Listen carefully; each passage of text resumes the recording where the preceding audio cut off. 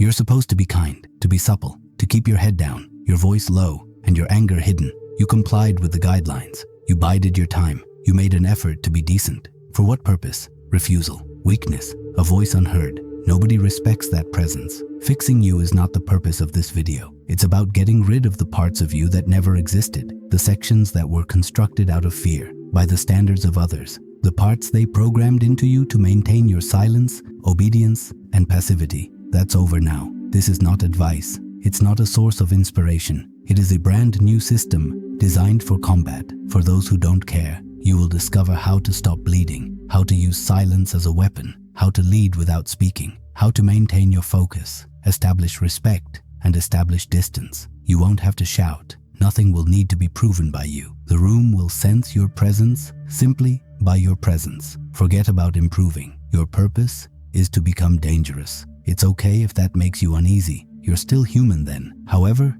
you will be a different man after watching this video. Now pay close attention. You've been waiting for someone to teach you how to take charge. However, nobody is coming. Not your dad, not a guide, not the entire world. No one is born a leader. It's already taken. And since they're still awaiting approval, the majority never take it. They believe someone will recognize their potential and ask them to take the next step. The lie is that. The trap is that. In actuality, only the man who moves without authorization makes the world move. Rejection is the first step toward leadership. Refusal to accept the roles that have been assigned to you. The kind man, the assistant, the last to speak and the first to sacrifice. That wasn't innate in you. It was put in place. Additionally, each time you assume that role, you validate what others already think, that you're easily ignored. A man who apologizes for his existence is not followed. A man who conceals his sharpness in order to blend in is not respected. When you act as though you already own the room and stop trying to fit in, you are demonstrating true leadership. That does not imply loudness. It entails being purposeful. You move slowly. You talk with authority. You don't have to persuade. You must develop into the kind of man that people sense before they even hear. You don't ask to be in charge. You become indisputable. That starts quietly. Control is the first step. You cannot control anything else if your emotions rule you. You cede the throne each time you act impulsively or react like a puppet when someone presses a button. If you can't control yourself, you can't lead. Self-leadership is not about affirmations or routines. It has to do with standards. It's about setting a boundary and sticking to it, even when no one else is around, particularly when no one is around. It involves resisting temptation because your purpose is more important than your desires. Being productive doesn't mean getting up early. It's getting up early because you promised to. And when you make your word your law, people start doing the same without your permission. The majority of men believe that being a leader means giving orders to others. It isn't. The goal is to develop into a man who doesn't fold, who doesn't wince, who doesn't pursue. Followers are not necessary. You must be disciplined. A crowd is not necessary. You must be clear. Men all over the world are attempting to win over people they don't respect.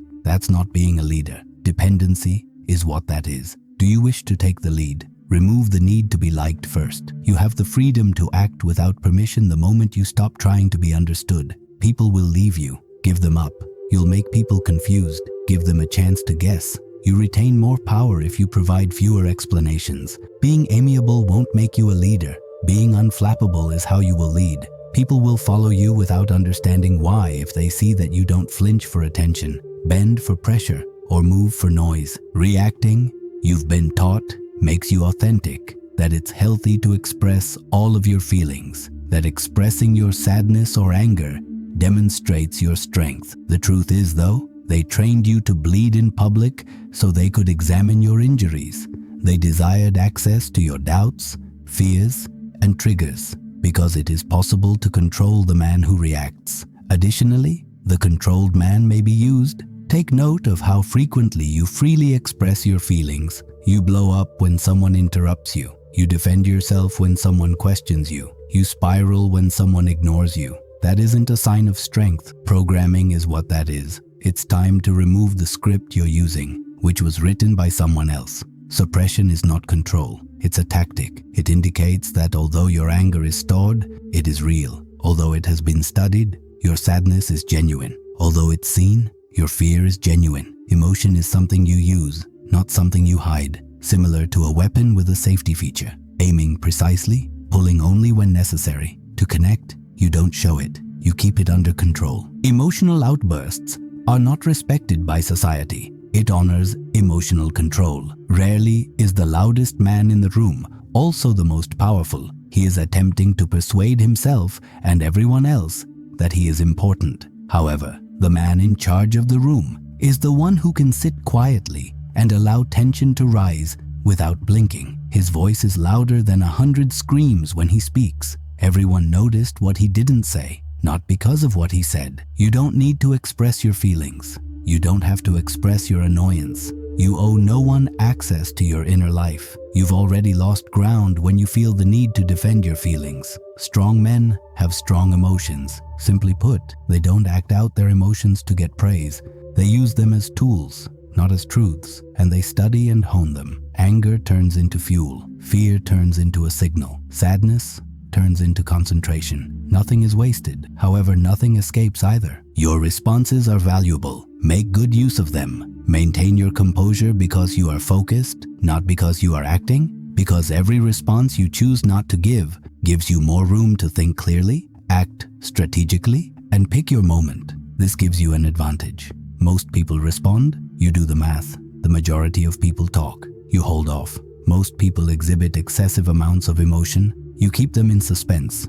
Being well known doesn't give you power, it is unreadable. You wish to safeguard your mission, your time, and your mind. First, consider your responses. The war starts there. Win that, and everything else will fall into place. When they anticipate noise, keep quiet. When they push for a spark, remain composed. Be the unpredictable man. They have no control over that man. Without speaking, the man who masters his reactions commands the room. He plans while others perform. He watches as they talk.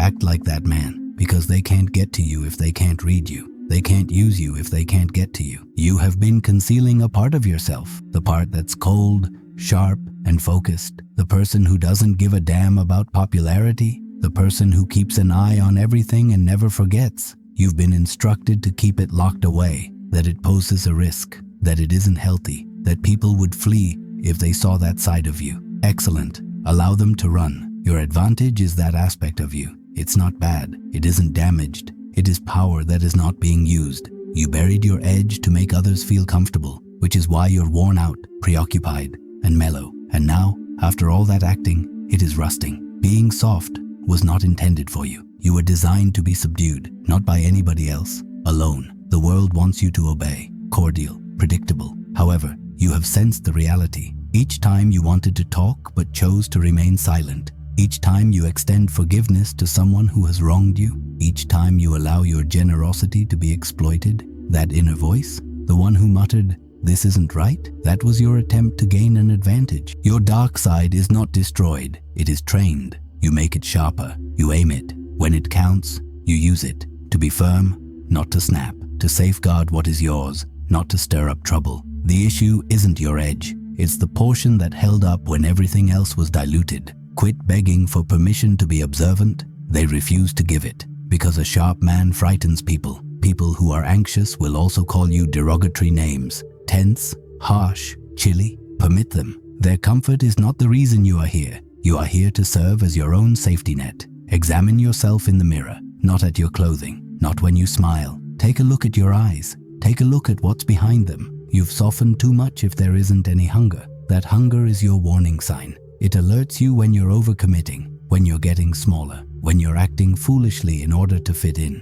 Do you wish to move in a different way? Bring that aspect of yourself to life. Begin modestly. Speak less. Go more slowly. Pay closer attention. Don't reveal your strategy. Simply construct in silence. Allow your advantage to develop behind closed doors. Allow it to mold your routines, your self-control, your thoughts, until one day you enter a room and people experience an inexplicable feeling. That's your advantage showing up before you speak. You don't have to be flawless. You must be explicit. Being amiable is not necessary. You must pay attention. No one can stop the man who knows and manages his edge, but no one can predict it. They advised you to conceal your darkness, but your power lies there. Teach it. Make use of it. Allow your presence to be more powerful than any apology. Because a man who maintains his edge doesn't need to pursue. All around him, things change. Keep quiet, concentrated, risky. Most people enter a room with the intention of being noticed. You'll enter to observe. That is the distinction between power and noise.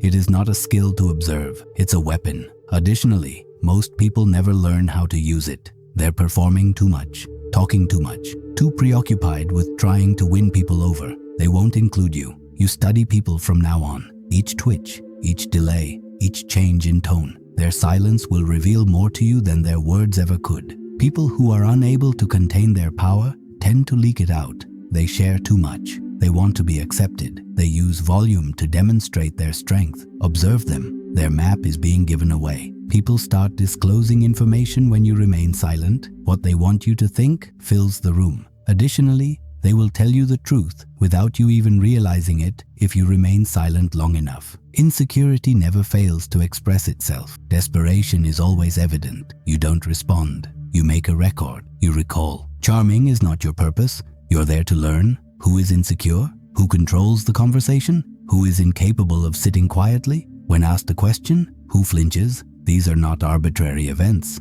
These are indicators, signals, information. Additionally, you know how to position yourself. Once you understand how someone responds under pressure, that's how strategy functions. Never presume allegiance. Never presume sincerity. The majority of people are participating. The majority of people wish to be seen in a particular way. It's your responsibility to look past the performance, to prepare, not to pass judgment, because it is evident that the man who sees the room is not taken by surprise. He notices the change before it occurs. Before the strike, he observes the setup. Additionally, avoid being hurried by others. Being silent does not imply weakness. The timing is right. It should matter what you say. The room's energy should change as a result. The guessing should be over. It's uncommon, not because it's noisy. It should sound as though a choice has been made when you speak. Keep your pace under control. Keep your face in check. You don't have to respond to every query. Every joke doesn't have to make you laugh. Every pause you make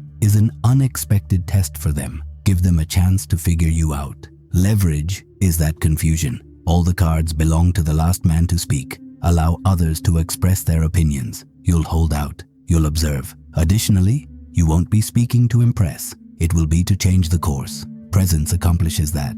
It doesn't require notice. It reroutes it. You don't enter spaces to make noise. You enter to gather information. Your eyes are keen. You didn't say much. Your thoughts ahead. You can stop being a pawn in this way. You become a tactician in this way. Before the fight even starts, the man who studies wins. He collects intelligence while others seek attention. He makes plans as they talk. Your silence is power, not passivity, because you already know the table by heart when they reveal their hand. Act like a strategist. Talk like a judge. They advised you to be genuine, to be who you are. For any man who wishes to move with authority, that is the worst advice. You weren't born complete. You are not a fixed version of someone who is just waiting to be found. You need to be developed, reshaped, and sharpened, and masks are required for that. To adapt, not to lie. You must be a different version of yourself in each room, not phony, concentrated. You enter and take on the role that best suits your needs. That sometimes entails showing kindness, silent at times, direct at times, but it's always intentional. What they see is up to you. It's easy to read the man who insists on being himself at all times. You're also easy to break if you're easy to read. One of its weaknesses is predictability. Respect is compelled by mystery. They are unable to move when they are unsure of your position. You have the advantage because of that hesitation. You're not here to share your opinions. You're here to influence the result. When necessary, smile. When it suits you, keep quiet. If it gets you what you want, act naive. People react based on their perceptions of you. Therefore, give them what will help you rather than what will make them feel better. You become a phantom in the system in this way. Untouchable, but present. Never understood, but known. Your disguises aren't falsehoods. They are armor. They safeguard your mission. Your inner world remains locked. Your external environment is predetermined. Give them the impression that they are more intelligent when negotiating. When confronted, give them the impression that you're shaken. Be the person who is most amiable in meetings until it's time to take charge. This isn't manipulation, it's survival. Truth is not rewarded by the world. Control is rewarded, and how you are seen is where control begins. Don't reveal your identity to others. Act with intent after demonstrating what they expect. Remain composed, then surprise them. Kings move like that. That's how power suddenly changes. Each role serves as a weapon. Access is granted to the diplomat. When pressure is applied, the phantom disappears. The king moves first and speaks last. You don't have to always wear the same face. Simply put on the appropriate one for the time being. People will claim that this is not real. Permit them. They're the same people who accept everything and question why they don't get any respect. You're not being fair with life. Your goal in playing is to win, and you remain unreadable in order to win. If this message resonates with you, you should watch. Never defend yourself. Machiavelli's trick to flip the power instantly. It explains why self-defense is a trap that makes you look weaker. Rather, it teaches you how to use silence as a weapon and reverse pressure. You'll discover how to use attacks as leverage. It's about accepting conflict without trying to avoid it. Watch that video next if you want to navigate life with silent power. Don't elaborate. Don't provide an explanation. Simply tip the scales. You remain untouchable in this way. What they cannot read, they cannot break. You can manipulate their thoughts, emotions, and fears by carefully donning masks. This is design, not deception. The game is shaped by the man who determines how he is perceived. Keep your face hidden. Display the result. You lose power each time you say yes when you really mean no. You diminish yourself each time you have to explain yourself to someone who hasn't earned the right to ask. Setting limits isn't just about saving time. Their purpose is identity protection. Additionally, a man who lacks boundaries is used, blamed, and then forgotten. You don't have to be reachable by everyone. Actually, you shouldn't be. What is always available is not valued by most people. They eat it, make use of it, throw it away, then request more. This encompasses your time, focus, and vitality. Don't treat yourself like a service. You're not here to fulfill every request. Your goal is to create something durable. Set the boundary early. Make it obvious.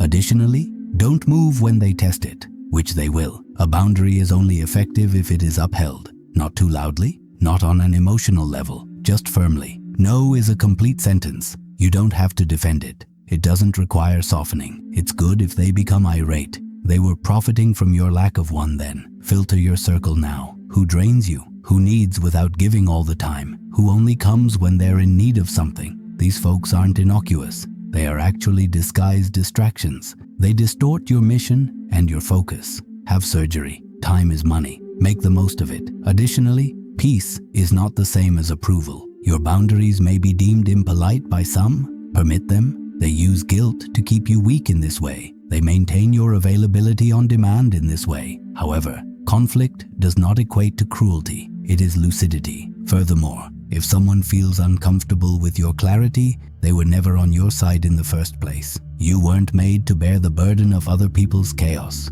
You weren't put here to respond to every message, go to every event, or hear every grievance. An empire is being built by you. That calls for isolation. That calls for brutal scheduling. In order to say yes to what truly matters, you must first say no. Even your presence ought to seem uncommon. Not because you're conceited, because you're deliberate. Allow others to miss you. Allow them to question why they aren't hearing from you anymore. Allow your silence to do the talking. You can reorient value in your favor in this way. You now defend your time as if it were your own land. No one enters without a valid reason. And even those who do make an effort to stay, this isn't self-centered, it's self-respect. Because you're never valuable if you're always available. A crowd is not necessary. You must be in charge. You don't have to win people over. You must exercise caution. Let's call it cold. You'll refer to it as discipline, because they can't control a man who has boundaries, and that's how you survive in this world. You were instructed to cultivate friendships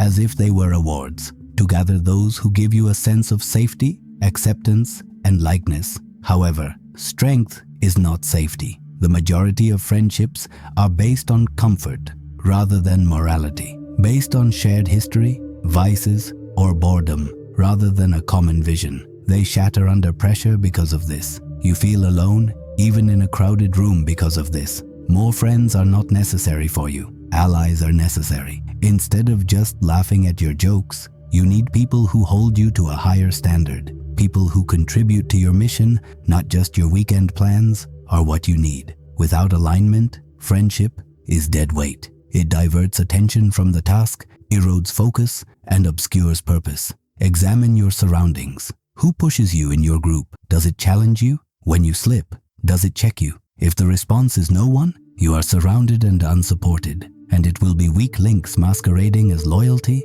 not enemies, who will bring you down. You now filter your contacts in a manner similar to a war council. Who is aware of your blind spots? Who makes you sharp when you drift? Who brings you back? They are lowering your altitude if they don't raise it. Cut them off with clarity, not hate. It's not cold here, it's accurate. People aren't being taken away to be by themselves. You're making room for the important people, because unplanned relationships are more expensive than they are beneficial. When you need strength, they leave you vulnerable, drain your energy, and erode your discipline. Bonding is not necessary. Alignment is necessary. The people in your immediate vicinity are either disrupting your rhythm or increasing your level of focus. No neutral exists. They either slow you down or keep up with you. Thus, make an informed decision. Speak less, see more. Patterns rather than assurances. Results are more important than charm. Don't inquire about someone's feelings when you first meet them. Find out what they construct, the values they uphold,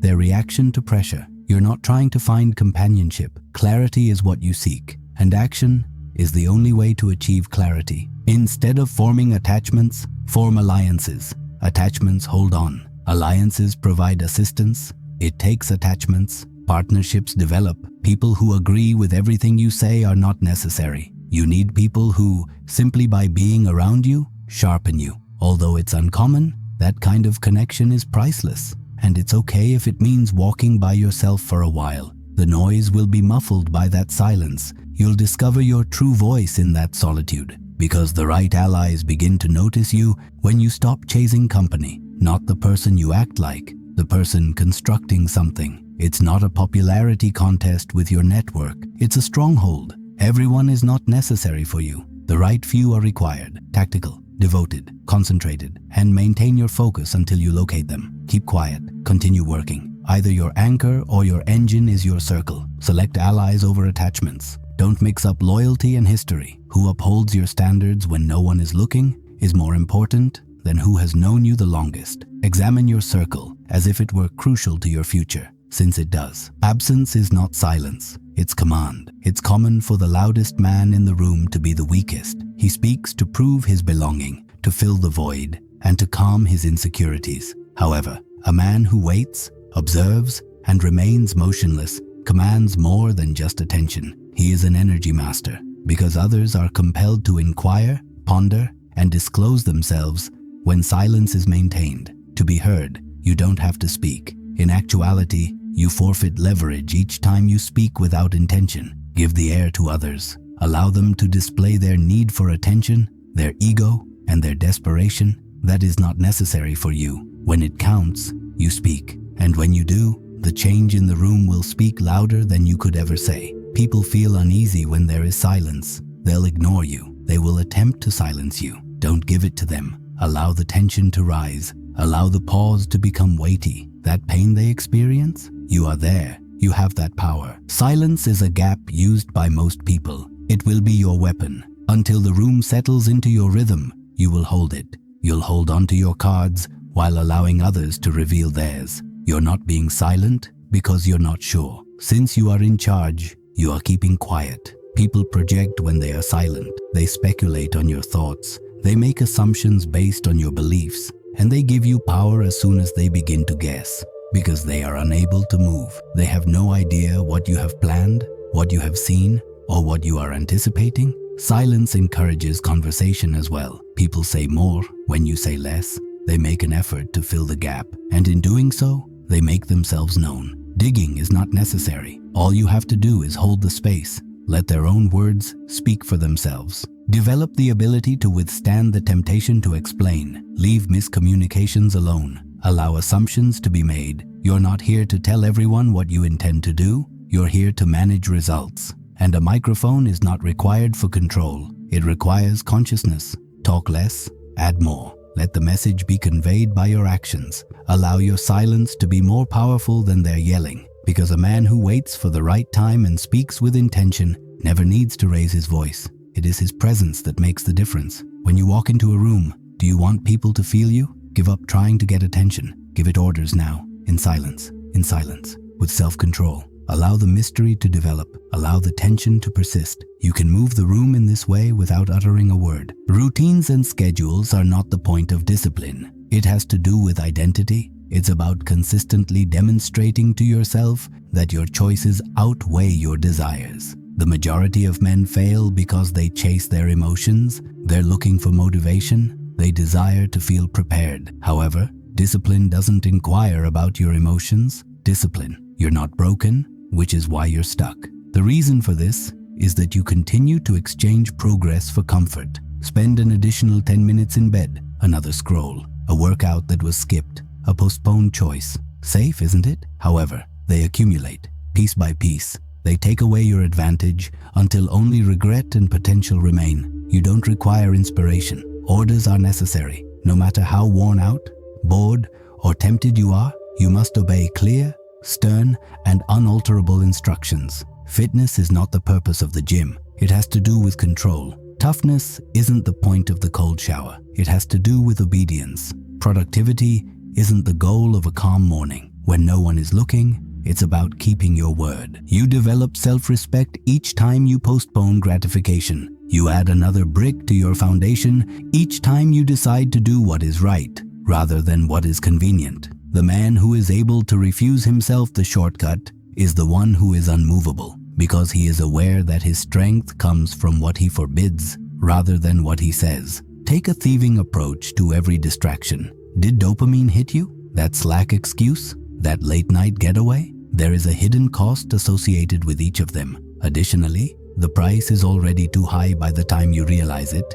Being disciplined entails recognizing the trap before you enter it, and without a second thought, walking the other way. The child and the king are the two men that reside within you. Now is what the child wants. Pleasure, escape, and approval are what he desires. The king is waiting. The monarch makes plans. The king is in charge. You feed the child each time you scroll, rather than build. You give up your crown each time you respond, rather than think. Give the child no food. Give the king food. Being extreme is not the goal here. The goal is to become unbreakable. When excited, anyone can work hard. Few people can work effectively when they're exhausted. Fewer are able to repeat it tomorrow. The rarest, too, they execute it precisely, silently, and without any applause. Construct systems, develop routines, not for outcomes, but for dependability. You must develop into a man who says, "This is what I do," rather than, "Do I feel like it?" There is flexibility in discipline. It's liberating,